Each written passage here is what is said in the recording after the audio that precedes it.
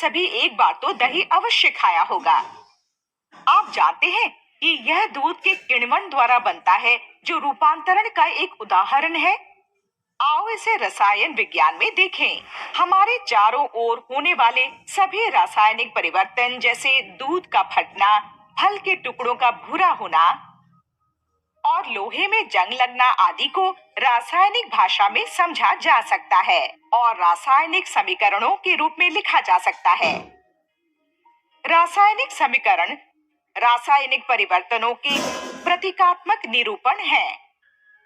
इस टॉपिक में हम रासायनिक परिवर्तन की उपयुक्त जानकारी के साथ साथ रासायनिक परिवर्तनों को रासायनिक समीकरणों के रूप में व्यक्त करना सीखेंगे। आइए हम एक उदाहरण लें, मैग्नीशियम फीते का ऑक्सीजन के साथ जलना। यहाँ मैग्नीशियम और ऑक्सीजन अभिकारक हैं।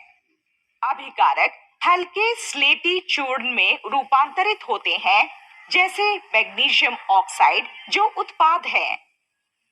एक शब्द समीकरण में अभिकारकों को उनके बीच प्लस चिन्ह लगाकर बाईं ओर लिखा जाता है।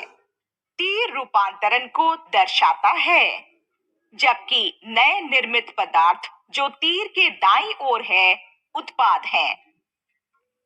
कभी कभी हम रासायनिक समीकरण में विपरीत दिशाओं की ओर संकेत करते हुए दो अर्ध तीर देखते हैं। इस प्रकार के तीर उत्क्रमणीय अभिक्रिया को दर्शाते हैं। जैसे अमोनियम क्लोराइड के तापीय वियोजन से निर्मित होते हैं अमोनिया और हाइड्रोजन क्लोराइड गैस, जबकि ठंडा करने पर अमोनिया और हाइड्रोजन क्लोराइड पुनः संयोजित होकर अमोनियम क्लोराइड का निर्माण करती है। ऐसी अभिक्रियाएं जो अभिकारकों के साथ साथ उत्पाद पक्ष की ओर भी होती है, उत्क्रमणीय अभिक्रियाएं होती हैं। जब अभिकारों और उत्पादों के नाम को उनके संबंधित रासायनिक सूत्रों से प्रतिस्थापित किया जाता है, तो उसे ढांचा समीकरण कहते हैं।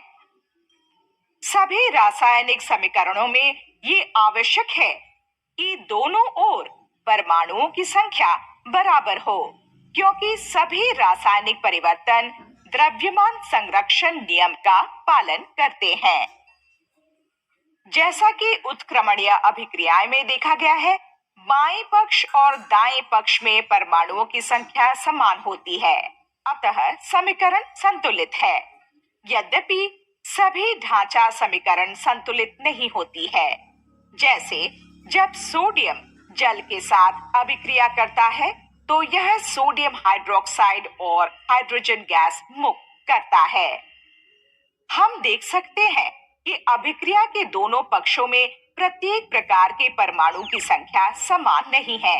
अभिक्रिया को संतुलित करने के लिए रासायनिक सूत्रों में दोनों ओर किसी उचित संख्या से गुणा किया जाता है, जिसे गुणांक कहते हैं।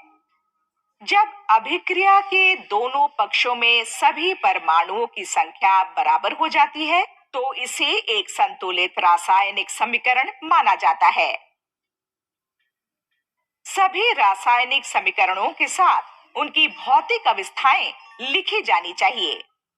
रासायनिक समीकरण में अभिकारकों और उत्पादों की भौतिक अवस्था को उनके रासायनिक सूत्रों के साथ उपयुक्त प्रतीकों द्वारा दर्शाया जाता है।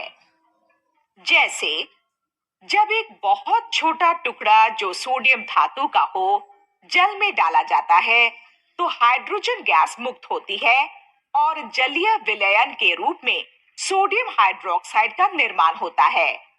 कृपया उपयुक्त पादांक द्वारा दर्शाए गए सभी पदार्थों की भौतिक स्थिति पर ध्यान दें। अभिक्रिया में अत्यधिक मात्रा में ऊष्मा उत्पन्न होती है, क्योंकि अभिक्रिया के दौरान मुक्त होने वाली हाइड्रोजन गैस सतह पर जलती है। एक ऊष्माक्षेपी अभिक्रिया में ऊष्मा को डेल्टा H के ऋणात्मक चिन्ह द्वारा इंगित किया जाता है। दूसरी ओर जब हम अमोनियम क्लोराइड को जल युक्त परख नली में मिलाते हैं, तो परख नली ठंडी हो जाती है। यह इंगित करता है कि इस अभिक्रिया के दौरान ऊष्मा अवशोषित होती है। यह होती है ऊष्माशोषी अभिक्रिया और प्रदर्शित होती है डेल्टा एच के धनात्मक चिन्ह द्वारा। अब निम्नलिखित समीकरण देखें। पहली में कार्बन डाइऑक्साइड समीकरण में ऊपर की ओर इंगित तीर के रूप में प्रदर्शित है, जो दर्शाता है गैस का निष्कासन। हालांकि दूसरी में कार्बन डाइऑक्साइड के लिए ऐसा कोई तीर नहीं है जो एक अभिकारक है। अतः हमेशा ध्यान रखें कि तीरों से केवल उत्पादों के रूप में मुक्त गैसों को दर्शाया जाता है, न कि अभिकारकों को। अब उसी समीकरण में कैल्शियम कार्बोनेट के लिए नीचे वाले तीर को देखें। यह तीर एक उत्पाद के रूप में अविलय ठोस अवक्षेप को इंगित करता है। सभी अभिक्रिया परिस्थितियों को निर्दिष्ट करके रासायनिक समीकरणों को अधिक सूचनीय बनाया जा सकता है। उदाहरण के लिए SO2 से SO3 के रूपांतरण पर विचार करें, जो कि सल्फ्यूरिक अम्ल के निर्माण में निहित पदों में से एक है। अभिक्रिया के लिए विशिष्ट तापमान, दाब और उत्प्रेरक की आवश्यकता होती है। इन सभी को रासायनिक समीकरण में उल्लेखित किया गया है। सारांश: एक संतुलित रासायनिक समीकरण इस प्रकार प्रतीकात्मक रूप से एक रासायनिक परिवर्तन को दर्शाती है और अभिकारक, उत्पाद और उनकी भौतिक अवस्थाओं और उनकी संबंधित मात्राओं के बारे में जानकारी देती है। यह रासायनिक परिवर्तनों के साथ साथ विशिष्ट अभिक्रिया परिस्थितियों के दौरान होने वाली ऊष्मीय परिवर्तनों को भी दर्शाती है। क्या ये सब ऐसा ही होता है या इसके पीछे कोई नियम है? आइए